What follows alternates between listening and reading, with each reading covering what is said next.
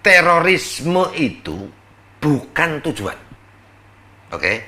Terorisme ini adalah salah satu alat propaganda untuk mencapai tujuan. Sehingga kelompok radikal terorisme atau radikalisme dan terorisme, kalau dihukum di bahasa hukumnya kan disingkat radikal terorisme. Ini tidak hanya kombatan atau para teroris itu, tapi juga ada yang bergerak di bidang dakwah. Ada yang takiyah atau bersiasat masuk infiltrasi ke politik. Nah, kemudian mereka juga memiliki strategi tamkin. Tamkin itu menginfiltrasi seluruh lini, ya.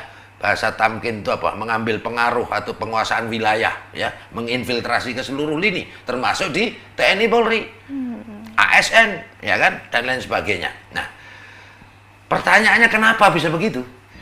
Ya karena tadi ketika Hizbut Tahrir dilarang, dibubarkan, FPI dibubarkan, jaringan teror dilarang. Yang dibubarkan, yang dilarang adalah organisasinya dengan Undang-Undang Ormas nomor 16 tahun 2017. Sementara ideologinya nggak dilarang. Sehingga mereka masif mempropagandakan baik langsung melalui dunia maya maupun infiltrasi. Nah, terkait tadi apa namanya? Kepolisian. Oh, kepolisian. Polisi cinta sunnah itu. Jadi begini. Semua teroris, ya, yang kami tangkap dan kami proses hukum dalam konteks Indonesia, semuanya, ya, KTP-nya Islam, ya, dan mereka amaliyah atau pahamnya adalah Salafi, Wahabi, Takfiri. Jadi ciri-ciri mereka itu jelas. Pertama, mereka sudah takfiri. Takfiri itu, berpaham takfiri itu artinya paham yang mengkafirkan pihak lain yang berbeda. Beda agama dikafirkan. Sesama agama karena beda paham dan beda mazhab atau beda kelompok, bahkan beda pilihan politik, dikafir-kafirkan sama mereka. Kemudian mengkafirkan negara ini.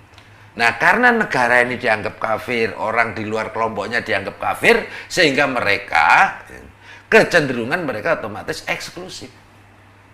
Merasa paling benar, orang lain salah, merasa paling islami, orang lain kafir, syirik, dan lain sebagainya.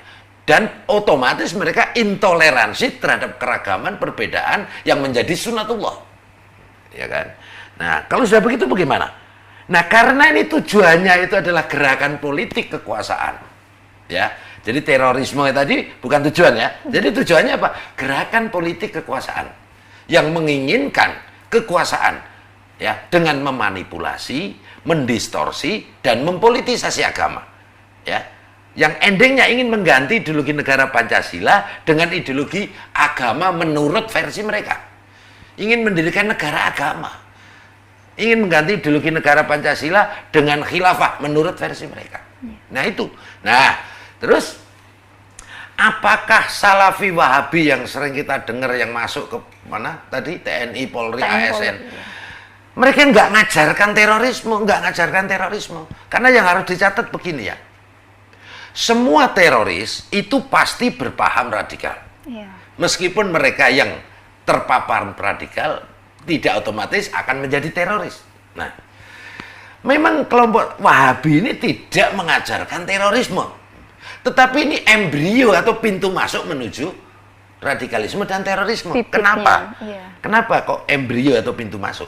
Karena Wahabisme ini sudah mengajarkan yang namanya al-wala wal bara.